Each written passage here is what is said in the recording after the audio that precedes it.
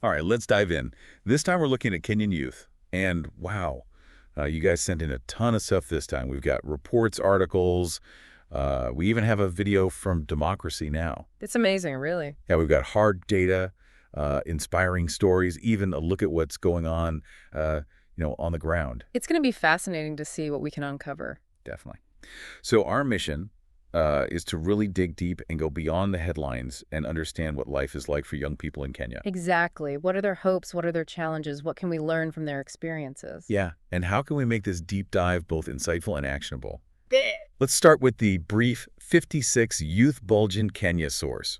It mentions this idea of a youth bulge. Over 80% of Kenya's population is under 35. That's a huge amount of young energy. Think about it. A Yeah. nation where the majority of the population is brimming with potential. Now, that presents both opportunities and challenges. This generation could drive economic growth, innovation, social progress. Like a wave of entrepreneurship, maybe? Yeah. A tech boom fueled by all this young talent? Exactly. But the brief also highlights some difficult realities. Like what? Well, unemployment. The youth unemployment rate is 67%. Wow, that's it. It's a major obstacle, and it can lead to frustration, a sense of being unheard, and limited access to resources. And, watching that Democracy Now! Mm. Video, you can really feel that frustration. Young people are taking to the streets, demanding change, clashing with authorities. It's powerful. Yeah, it's a real reminder of what's at stake. And the video specifically focuses on protests against the Finance Bill 2024. Oh, right. This legislation introduces a number of taxes and levies. Many Kenyans, especially the youth, feel like it's going to be a burden. Yeah, and the article, the Kenya launches new attempt to reconfigure financial legislation, kind of breaks that down, right? It Yeah. explains some of the specifics of the bill. Things like a housing levy that a lot of young people feel is just not realistic given the current economy. Right. There's also increased taxes on things like digital content, which obviously hits a generation that's super reliant on the internet. And it's important to understand the government's perspective, too. They argue that this bill is necessary to address the country's debt.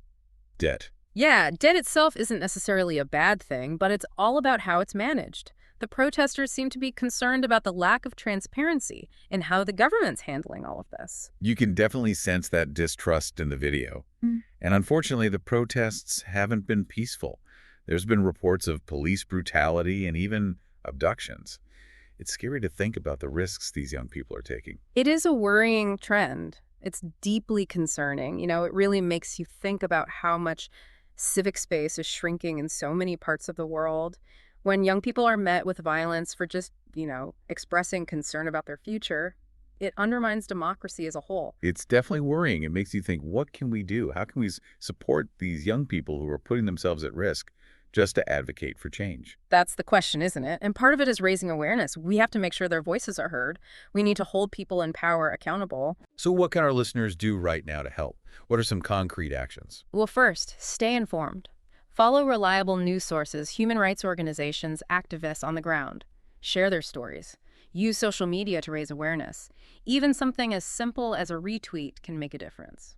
Beyond raising awareness, are there any organizations that we can support that are working to protect activists and promote human rights in Kenya? Absolutely. Groups like Amnesty International Human Rights Watch and the Kenya Human Rights Commission, they're doing some really important work documenting abuses, providing legal support, and pushing for lasting change. You can donate your time, volunteer, or even just spread the word about what they're doing. Those are some great ideas. Let's shift gears a bit now and talk about some of the incredible work that young Kenyans are doing. It's not all doom and gloom, right? Not at all. Even with all these challenges, there's a lot of innovation and entrepreneurial spirit in Kenya. The Kenya's top 10 young innovators source has some truly inspiring stories. It really does. Like Roy Alela, who developed the Sign.io gloves. They translate sign language into speech, breaking down those communication barriers for the deaf community. And Beth Kuigi, she invented this water filtration system. It's a simple idea, but it's making such a difference in rural areas. Right. And then there's Cosmos Ochieng, tackling sustainable energy and agriculture with eco-fuels, and Lorna Rudo, turning plastic waste into fencing material. It's amazing. What strikes me is how resourceful these innovators are. They're not waiting for someone else to step in and solve the problem. They're taking initiative and finding creative solutions. It's inspiring, for sure. It makes you think about what's driving all of this. Is it Pure necessity, or is there something more to it? It's probably a combination of things. There's definitely a need to address some pretty urgent challenges, but there's also a growing system of support. There are incubators, mentorship programs, and even government initiatives like the Youth Enterprise Development Fund. Oh yeah, the Youth Enterprise Development Fund. The Brief 56. Source actually mentioned that. It provides microloans and support to young entrepreneurs. But it also pointed out that access to these programs can be kind of uneven, especially in rural areas. That's a good point. While these programs do exist, there's still a lot of work to be done to make sure everyone has access to them. We need to think about closing the digital divide, giving more targeted help to rural communities, and making sure these programs really do empower young people. And speaking of empowerment, the Kenya Youth Participation source highlights how young people are getting involved in government and pushing for more transparency. For sure. They're not happy with just being bystanders anymore. They're demanding a seat at the table and holding their leaders accountable. They're using platforms like the Youth Agenda and Siasa Place to get involved and advocate for their needs. So Siasa Place is an organization that uses technology to help young people understand politics, connect with their representatives, and participate in the democratic process. Right. Yeah, exactly. It's not just about online activism either. The Youth Transformative Agenda document talks about organizations like the National Youth Bungee Association, which gives young people a platform to talk directly to members of parliament. Wow. So they're actually sitting down with policymakers and making their voices heard. Yep.